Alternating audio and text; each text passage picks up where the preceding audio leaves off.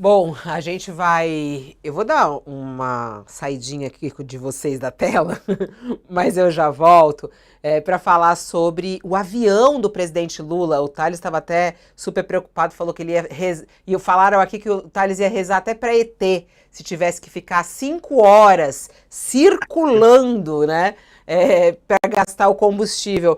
Mas a informação que nós temos é que o presidente Lula ficou tranquilo durante esse procedimento de segurança que teve que ser feito no voo no qual ele estava quando ele ia retornar do México para o Brasil e teve que fazer 50 voltas para queimar todo o combustível. Isso durou mais ou menos 5 horas e durante esse período o presidente Lula e todos os tripulantes ficaram tranquilos, segundo as informações que a nossa reportagem traz. Inclusive refeição foi servida, almoço foi servido durante esse período que Lula sobrevoou o México para queimar combustível. Nós estamos neste momento com o nosso colunista de aviação do UOL, ele é advogado, o Alexandre Sacconi está conosco ao vivo. Peço desculpas aí pela demora em lhe chamar, Alexandre. Boa tarde, seja bem-vindo ao nosso programa. Boa tarde, Fabíola. Boa tarde a todos. Tudo bem? É normal esse procedimento? Durante um procedimento como esse, fica tudo bem dentro do avião ou não? O que a gente já tem de informação do que aconteceu com a Aerolula, Alexandre? Vamos lá.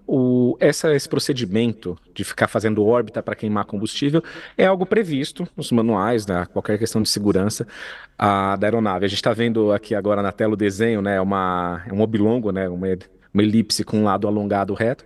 E a pessoa que está ali dentro, ela não vai sentir muito a curva, né? Até pela velocidade, a inclinação da aeronave, a gente sente estável, ou relativamente estável durante o voo. É como se o avião estivesse fazendo uma curva suave e anda um pouquinho numa linha reta, faz outra curva aqui para a esquerda, anda mais um pouquinho reto, faz outra curva, tal, anda, né, no caso voa.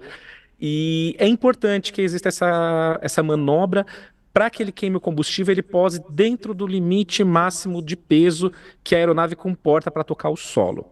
Essa aeronave, eu vou falar aqui dados não tão precisos, mas não são tão fora da realidade. Vamos dizer que essa aeronave tem o peso máximo de decolagem de 75 toneladas, pode ser 75.500, alguma coisinha assim. Quando ela decola, ou seja, ela sai com a carga máxima, com combustível máximo para fazer a distância máxima que ela consegue. E na hora de pousar, ela não pode pousar com 75 toneladas, porque ela está muito pesada. Ela tem que estar com um torno de 64, vamos colocar mais ou menos isso também, tá? Não, não se atém aos valores exatamente, é só para a gente exemplificar. Como que você faz para diminuir o peso? Você não abre e joga a coisa lá de cima. Por óbvio, não é esse o caso, não é um avião que está lançando paraquedistas ou está despejando água. São pessoas que estão lá dentro, uma carga não consegue ser despejada numa emergência, não se faz sentido um avião comercial ter esse sistema, então a única maneira é diminuindo a quantidade de combustível. Aviões de grande porte, maiores do que esse, aviões que fazem voos transoceânicos, por exemplo, eles podem usar um sistema de alijamento de combustível que você solta, né? Muita gente acaba confundindo, às vezes, quando a umidade da asa está saindo bem na pontinha, acha que é o combustível, mas é bem parecido. É um sisteminha que abre uma válvula, começa a soltar combustível. Isso tem que ser feito em locais específicos, não é feito em qualquer lugar, por exemplo, você não vai ver um avião alijando combustível autorizado intencionalmente, a não ser que seja uma situação extremamente rara, sobre a cidade de São Paulo. Ele geralmente tem uma área no setor próximo aqui ao oceano, mais para baixo de Santos, onde ele vai ficar fazendo essas órbitas e queimando combustível antes de se dirigir para o pouso. Ou, no caso desses aviões de médio porte que não possuem esse sistema de alijamento, eles vão ter que voar e queimar o combustível. Num cálculo de que o peso, enfim, imaginando que ele decolou com peso máximo de 75 toneladas e meia por aí, e ele tinha que cair para 64, a gente está colocando aqui 11 toneladas e meia de diferença, para um avião que vai consumir 2,5 toneladas, 2,5, 3 toneladas por hora de combustível de voo, em torno de 4, 5 horas de voo para queimar essa quantidade, todas essas toneladas de combustível, e ele possa pousar em segurança.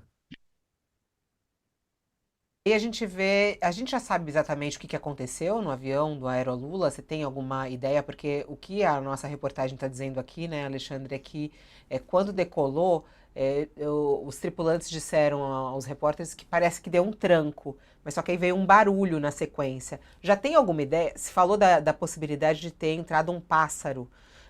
O que você tem já de informação do que aconteceu exatamente? Bom, a gente ainda não conseguiu nada oficialmente com a FAB, né? Nós temos essas questões e eu não costumo considerá-las num primeiro momento, não desmerecendo, obviamente, as pessoas, mas é uma situação de estresse, É um momento um pouco mais delicado, mas faria muito sentido ser uma questão em que você conseguiu contornar o problema durante o voo para pousar depois. Ou seja, é uma situação fora do padrão, mas não é crítica, não é uma emergência que obriga o pouso imediato. Óbvio, se fosse necessário um pouso imediato, o avião iria para o pouso, poderia sofrer algum dano por estar acima do peso, poderia causar algum dano na pista, mas sempre pensando na segurança de quem está a bordo. Aparentemente não foi um dano maior, por seguranças. Vamos colocar aqui uma situação hipotética. Se for isso mesmo, o bird strike que a gente chama, né, que é uma ingestão com pássaro, uma colisão com pássaro, pode ter causado dano em um dos motores, não teria como continuar o voo 100% seguro, mas deu para continuar voando, como vocês viram, ele ficou voando várias horas, dentro do padrão de segurança, obviamente, então não seria algo fora do normal. Poderia ter sido qualquer outro problema no motor? Sim, poderia. Que a gente não pode falar, que muita gente fala, teve um princípio de incêndio. Eu não gosto de repercutir essas teorias da conspiração, mas nesse caso eu vou citar, porque se fosse um princípio de incêndio, o avião iria para o pouso imediatamente, pesado ou não, a gente não corre risco com isso. É um risco controlável, pode ter sido sim uma falha no motor, por vários motivos, pode ser essa ingestão, pode ter sido uma falha. Acontece que, para pousar, ele teria que fazer essa órbita, e não me parece um procedimento fora do padrão dentro dos pilotos, das pessoas que operam a aeronave que eu acabei conversando de ontem para hoje, sendo que se foi realmente esse bird strike, nessa colisão com o pássaro, não fugiu do padrão e estaria tudo dentro da normalidade, pensando numa situação fora do comum, né, fora do esperado, fazer essas órbitas e pousar porque o avião consegue voar sim só com o motor. O segundo é redundância. Óbvio, também não é só redundância estar lá por estar. Ele precisa para ter a performance, para voar tudo mais. Mas, por segurança, se está voando com um, vamos para o pouso para não correr risco de perder o segundo durante o voo. Alexandre, muito obrigada pela sua participação ao vivo aqui, trazendo mais explicações sobre esse que é um dos assuntos importantes do dia também. Claro, estamos falando sobre o transporte do presidente da República. Até uma próxima Isso. oportunidade. Até a próxima. Obrigado, Fabíola. Um abraço a todos. Obrigado.